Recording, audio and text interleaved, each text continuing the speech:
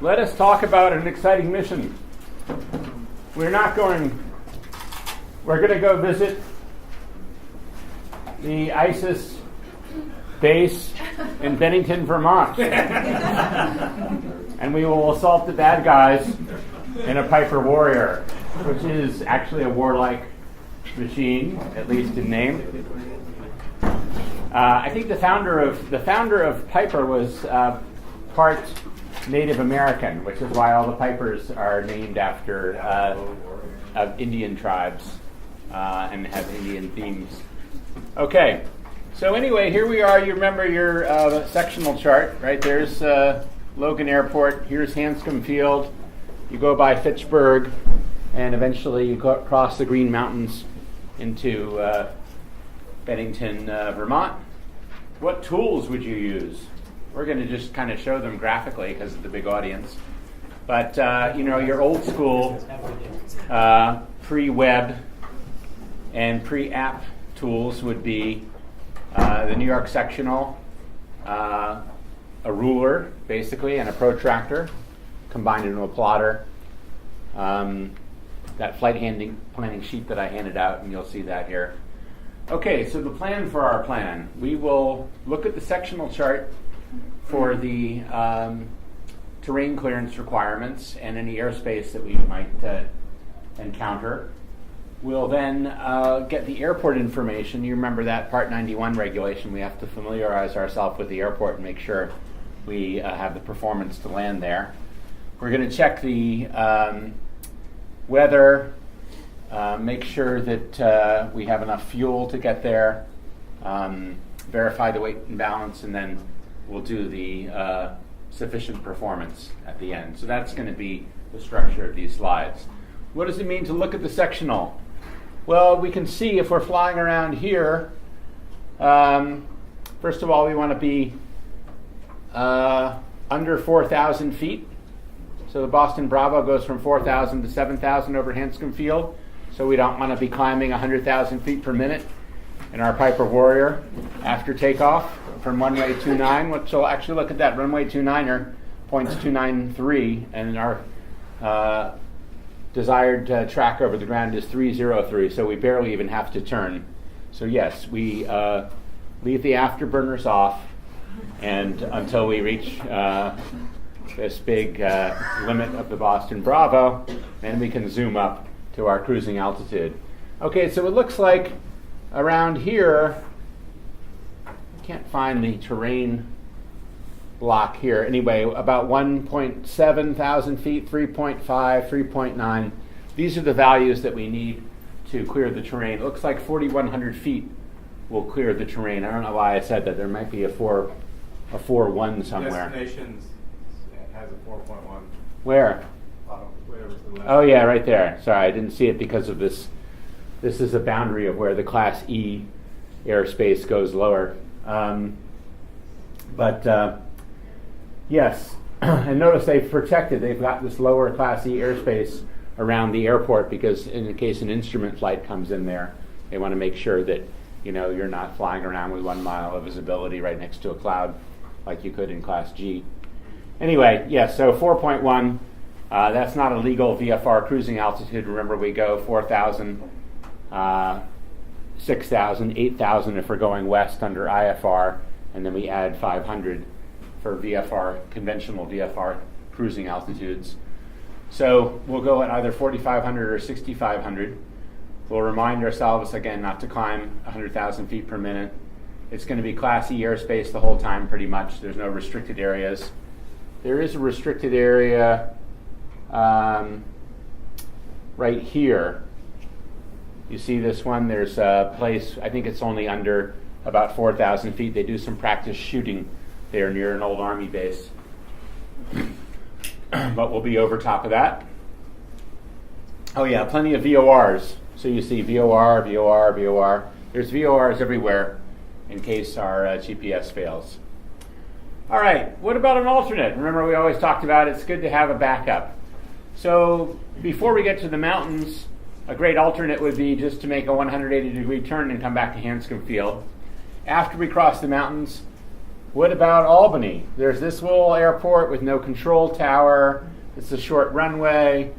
There's this little one here. Don't be afraid of big airports. A big airport is the best place to go if you're in some kind of difficulty because the tower controllers are really good. The runways are huge. The fixed base operators or FBOs that are there are likely to be full service.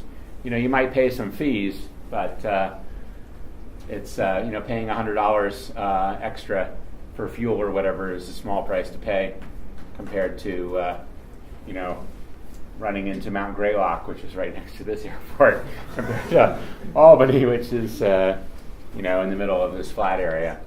Okay, the chart supplement, formerly known as the AFD for Bedford. You would read about this. Can I take off on a 7,000-foot runway? I hope so. What are the frequencies? There's all kinds of good stuff here, like the VOR test facility. Let's say we wanted to test our VOR before we left the ground. You'd find that you tune your VOR to 110, and then you turn it. You can remember the Cessna 182, C-182. So if you turn your VOR to 180-degree radial, you'll see it'll say, 180-degree course. It'll say 182 is what you should see with a VOR test. Okay. Then you look more interestingly, since you probably are pretty familiar with Bedford, at the chart supplement for the destination airport in Bennington. So it's only a 3,700-foot runway. That's not so great. And look at this. Right traffic for runway 31. If you're going to land on 31, you're going to come pretty much straight in. But in theory, you should come in from this direction and make right turns. So a right traffic pattern is all right turns. A left traffic pattern is all left turns. Here they're saying, unlike the standard left traffic pattern, runway 31 should be done with a right traffic pattern. So I'm assuming that's because in 1-3 would be left traffic. I'm assuming there's a hill or something on this side of the airport. We could probably verify that from the sectional. Actually, here it is. I don't know. It's hard to say. All right.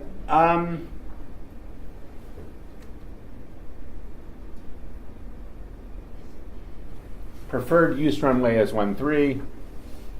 If practical, departing 1-3 is best climb rate. So they want to basically keep people from overflying the town and irritating everybody. 100 low lead self-serve available 124 hours. So you can pump your own gas if you want to. All right, flight service stations. So you can study those and make sure that, okay, I can call Bridgeport radio on 122.6.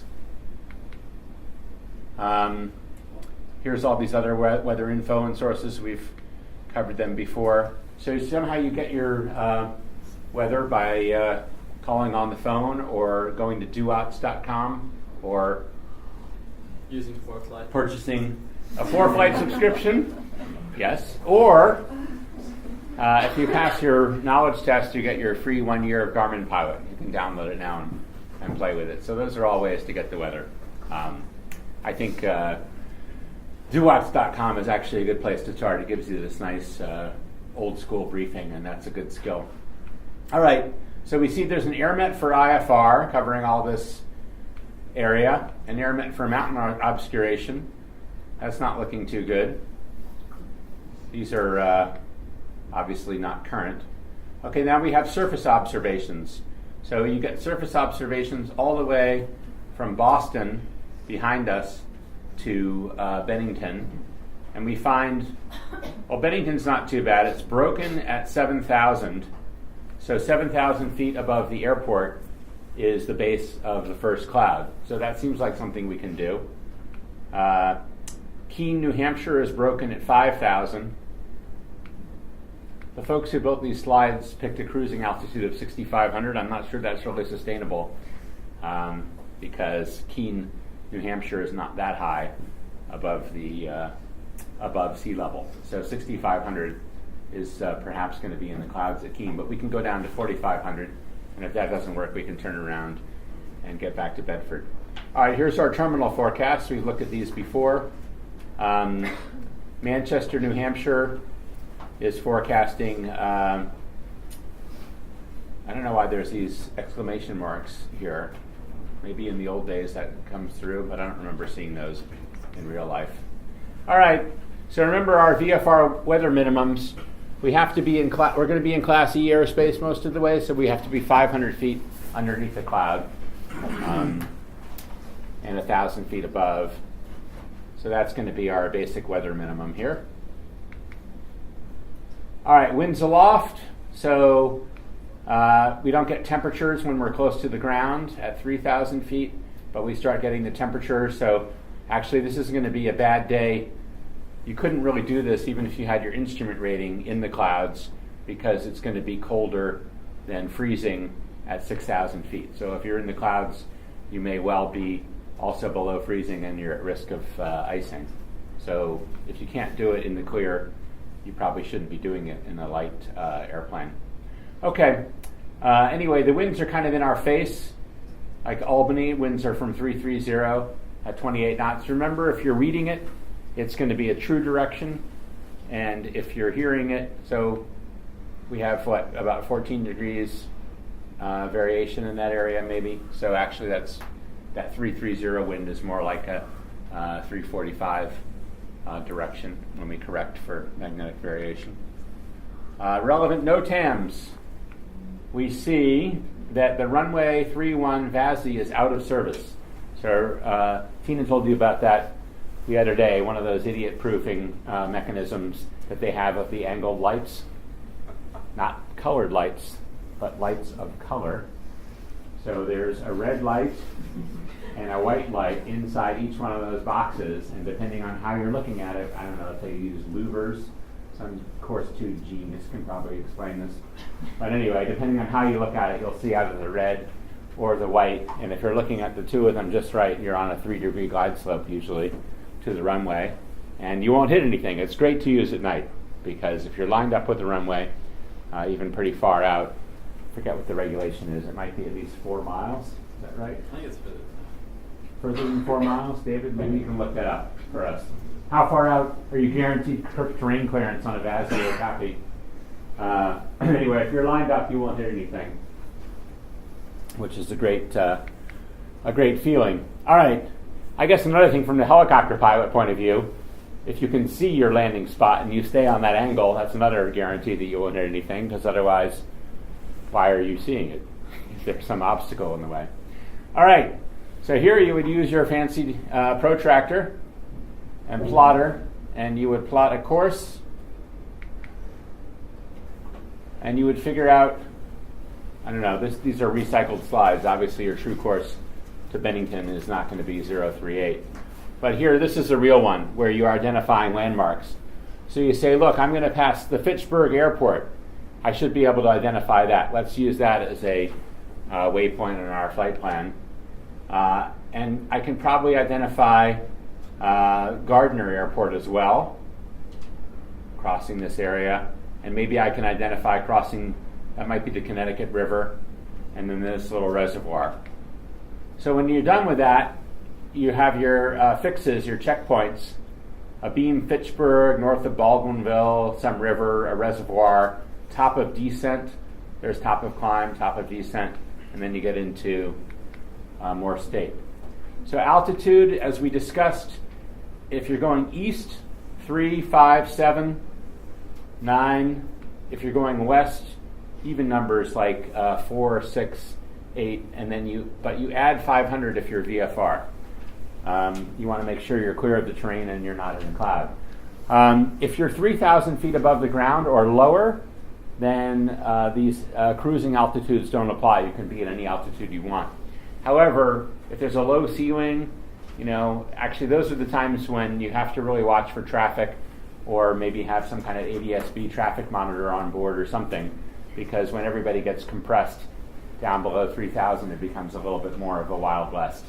And flying at exactly 3,000 might be a bad idea too, because other people could have the same idea. That's covered by regulation 91-159. It's not just a convention. And notice it's your course over the ground.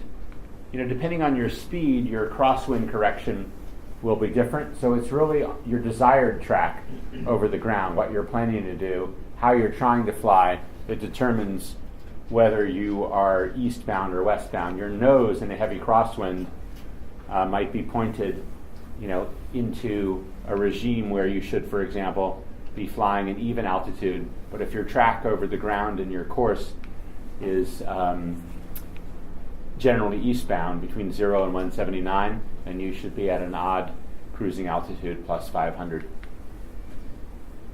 Do you need oxygen for your flight to Bennington, Vermont? Well, if you were going to climb above 12,500 feet in the 30th minute, or 31st minute? Anyway, starting in the 31st minute, you would need to put on your oxygen cannula. Usually we don't use a fighter pilot style oxygen mask, but just a little plastic tube that goes under your nose and gives you some oxygen from a bottle. Above 14,000 feet it's required, and above 15,000 feet you've got to give oxygen to your passengers. So kind of remember these regulations if you can, especially 12.5 cabin pressure is kind of an important one. Okay, navigation. So we've chosen 6,500 because we want to go through that broken 5,000, that layer that's 5,000 feet above the Keene Airport. We want to go through that cloud with our VFR rating. I don't know why. Okay.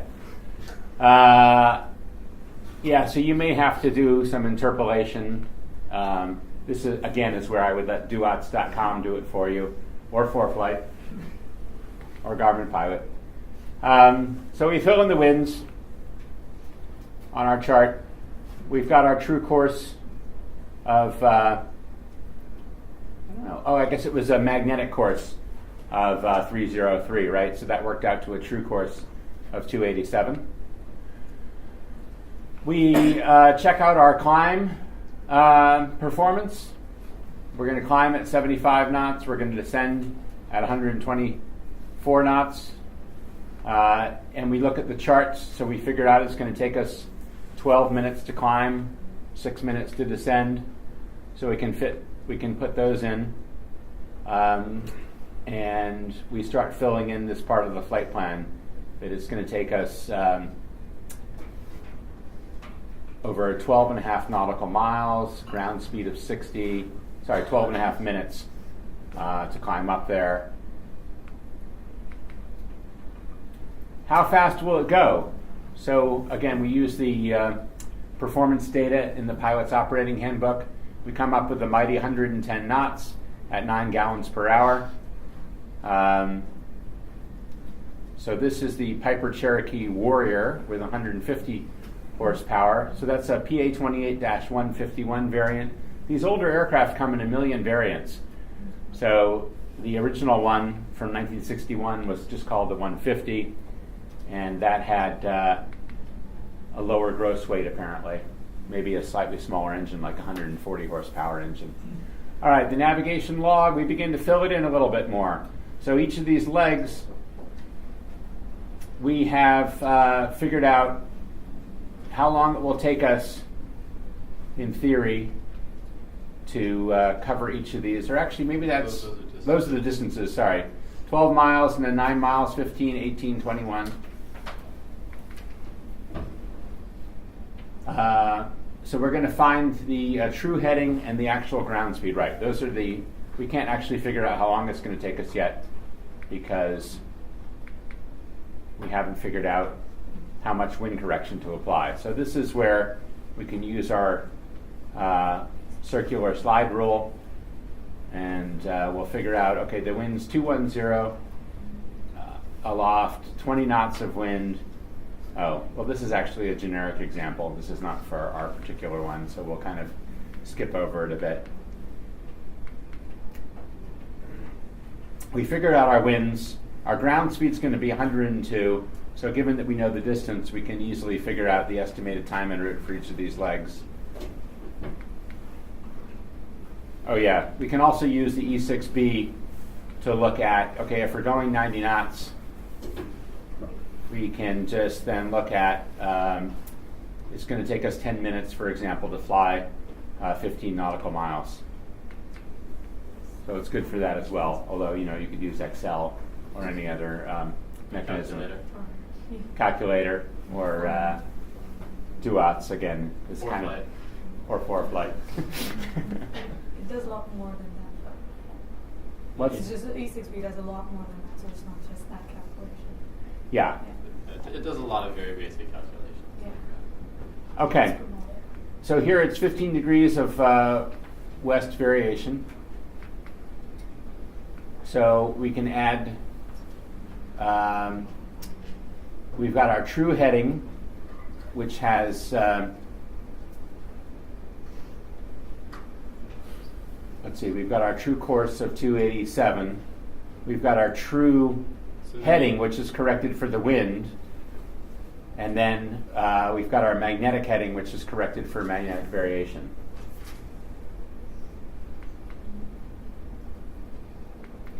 We can add the deviation in if we want. There's a plus or minus deviation here. So yeah, so we've added 15, and then we can tweak the, I guess there's no deviation on that particular compass card. So then we have our actual heading that we're going to try to fly. So we'll try to sit there on the compass and see a 298. All right, so now we've filled in all the expected times from fix to fix. For the fuel burn, kind of the same thing. We figure out how many gallons we're burning in the climb, cruise, and descent. We're going to need a 30-minute reserve at the end, so that's going to be 4.6 gallons. Therefore, we're going to need 15 gallons minimum required at departure. Pretty straightforward, but that's the bare legal minimum. So most pilots would have at least a 1 hour reserve going cross country. And 91-151 says you can go to your first point of landing, VFR, and then at night you have to have 45 minutes. This is going to definitely be on the exam. At night you need 45 minutes. Daytime you can get away with 30. Helicopters, believe it or not, it's down to 20 minutes, day or night, I believe. So I don't know. I guess when the 10-minute low fuel light comes on in the helicopter, you can always just land in a soccer field, and that's kind of embarrassing, but it does work. All right. Sorry, kids. We've got 2 200-pound fatties. Jesus, and another 300 pounds of passengers, plus 50 pounds of bags. Okay, I don't know how this is going to work. That's seven. We'll also talk more about weight and balance later today. Yeah, we're going to do a weight and balance talk. So anyway, we're going to have, I guess this is a pretty good payload here. This slide is a little messed up. But we calculate the weight for each, we're going to talk about weight and balance, but imagine a kid's seesaw. Depending on where something is on the seesaw, it has a certain moment relative to the fulcrum. And it's the same thing here. For each of these weights, there's an arm associated with it from some arbitrarily picked point on the aircraft. So we figure out the center of gravity and make sure it's not too far forward or too far aft. Will ForeFlight do that for me too? Yes. ForeFlight will do everything you can possibly need. But Yeah. you cannot use your written test. What's that? You cannot use that for your written Right. test. You still need to know how to do it this way. But once in real life, you can get a 30-day free trial of ForeFlight. Yeah, so you saw that right. The apps, Garmin Pilot, ForeFlight, and there's a million other especially tailored ones for weight and balance. They'll do weight and balance. The generic like Duat's websites typically don't do weight and balance. It's pretty hard to get a lot of these trainer airplanes out of CG. That's one reason they're popular. Planes that are really hard to load legally tend not to be have been commercially successful. All right, we've got a 7,000 foot runway for takeoff, so that's probably going to be plenty of margin. And in fact, we find out that it's 1,000 feet. We looked at performance before. It's going to be a 1,000-foot takeoff roll. We're going to be at 50 feet, 2,000 feet above the ground. So this is going to be a gross weight takeoff pretty much, I think, with all those heavy people in there. And we're going to be doing a ground roll of 600 feet. So again, we'll have and 1,500 feet if we have to be a little bit higher over the runway. So with a 3,700-foot runway, that's plenty of margin. Here's what the old flight plan forms look like. So you just check off, okay, I mean, you could actually physically give this to somebody, or you could read this information over the phone to a briefer who was taking this information from you. You'd say, I want to fly VFR. My tail number is 707 Whiskey Tango.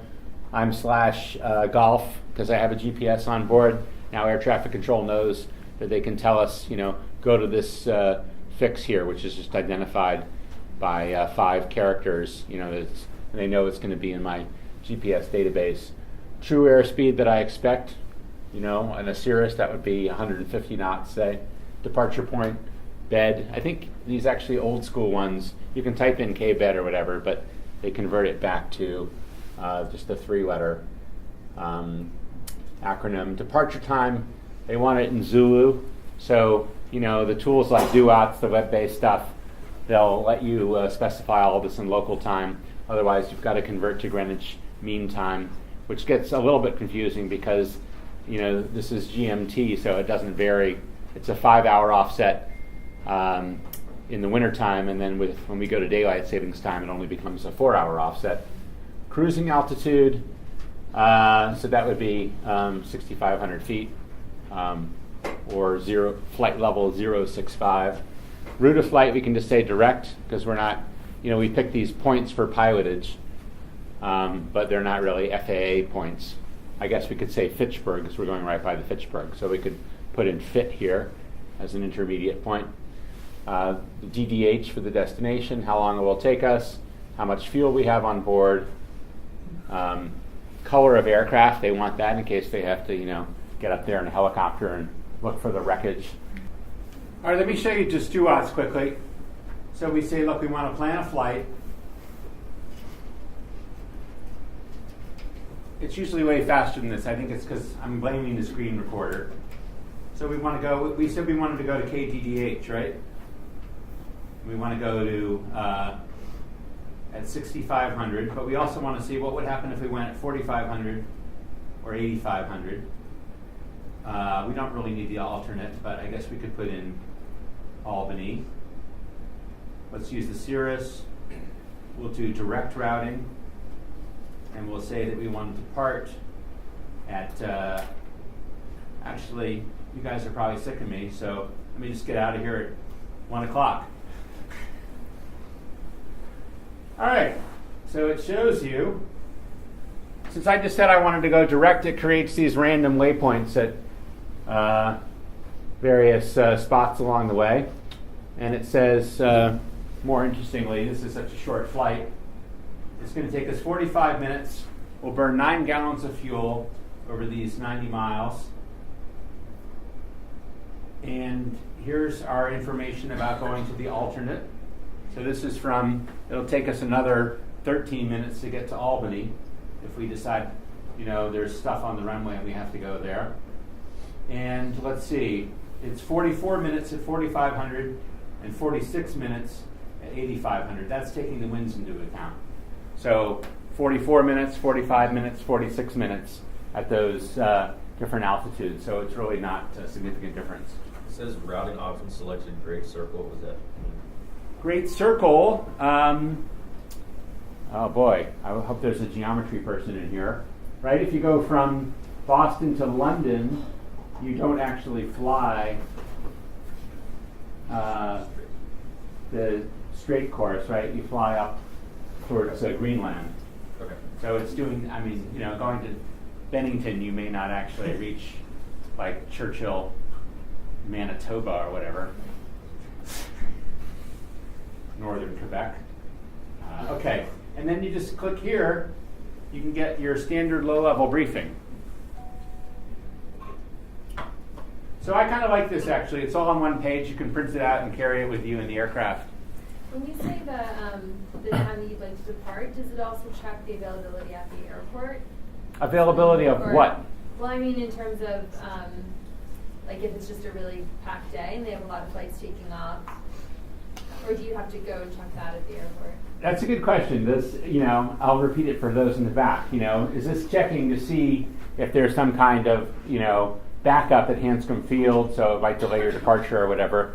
The answer is no. If you're VFR especially, there's really no restrictions on, when you can fly. You might have to wait your turn for takeoff behind 6 other aircraft, but there's no situation in which you can't go because the airport's too busy. For IFR flights into certain busy airports like Teterboro in New York, like LaGuardia at JFK, if the weather's really bad, they start stacking up. And there are some procedures. I don't think that any of these tools make it really easy to see that when you finally do call, like don't start your airplane before you call for your clearance. Call for your clearance and then start your airplane, because they might tell you, look, your expected departure time is going to be, an hour and a half from now, and they'll just say, look, you can't go if you want to be IFR. But I've also seen people at Hanscom where the weather was decent. They're told that their IFR departure is an hour from now, so they say, well, I'm just going to go VFR then, and they taxi out and leave. And I guess also just on that note, at almost no airport in the U.S. other than very large ones is there going to be any significant wait at all. So even if there is a line of 6 airplanes taking off, that's going to take maybe like 15 minutes or something, and that would be at Hanscom. That would not be at 90% of the airports in Boston area. Yeah, so VFR flying is really not controlled. It's IFR stuff. And there's really never any delays. I'm mostly concerned about traveling past New York City from going to Philadelphia or something down there. So I guess I'm worried about having to talk to JFK and EWR, or like coordinate my pass either over the water, which I prefer not to be over the water.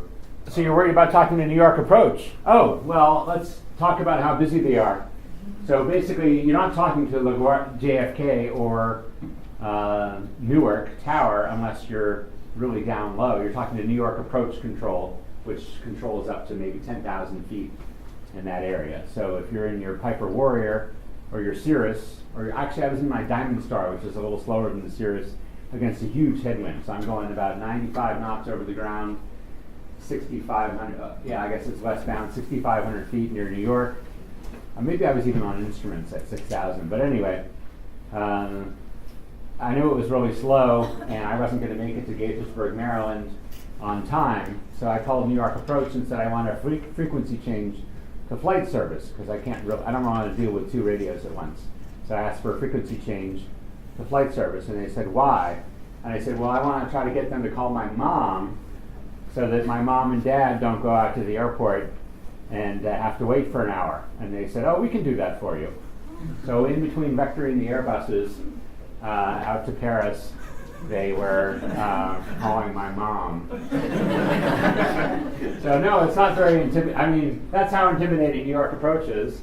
I got them to call my mom.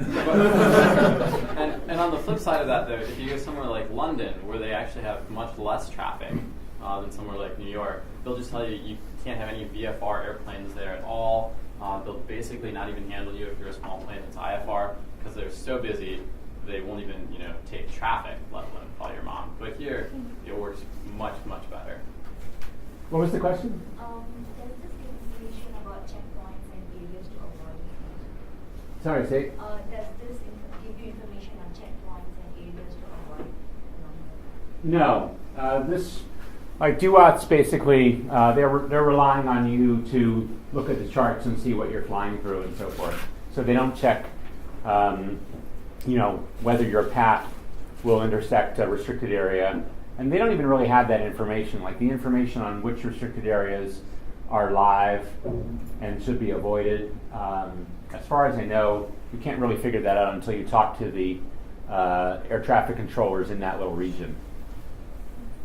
Yeah, so as a VFR pilot, you're always looking at a sectional and figuring out, what landmarks and checkpoints you want to use as your checkpoints. If you, actually, if you get VFR advisory, so if you voluntarily call up air traffic control and get them to follow you on the flight, they'll tell you, they're not going to just, not say anything if you're about to blunder into a restricted area. They'll say, there's a restricted area in 10 miles, recommend, again, your VFR, so they can't tell you what to do, but they'll say, recommend a 30-degree right turn. And of course, you can see it on your GPS as you fly along. It'll generally be depicted. Let me just show you. It'll tell you, look, instead of having to read the METAR format, DUAS has converted it for us and it said, look, the wind's calm, which is good news, 5 miles of visibility, which isn't so great, and 2,100 foot overcast. So given the mountains are, 4,000 feet or so in that area, this is really not going to be a great day for VFR. It gives you that terminal forecast. Albany's looking pretty good by comparison. 3,000 feet broken. And remember that P6SM we saw yesterday a lot? Visibility greater than 6 miles. Anyway, not a great day for VFR. Anyway, suggested reading. So basically, FAR 61 and 91 allow for a lot of dangerous stuff. So that means training only every 2 years. That's in FAR 61. Flying only once every 90 days. But flying at night with no instrument rating. You can fly your single pilot IFR and a Piper Warrior with no autopilot, no other backup systems. You can plan to look at the book and land on a minimum length runway. If you look at FAR 135, which is for charter, as I said earlier, and 121 for airlines, you'll find a lot of extra safety margins that are built in by regulation. That's generally for a professional 2-pilot crew. So I guess I would just encourage you all to think about adopting some of those as personal minimums, as a good source of personal minimums.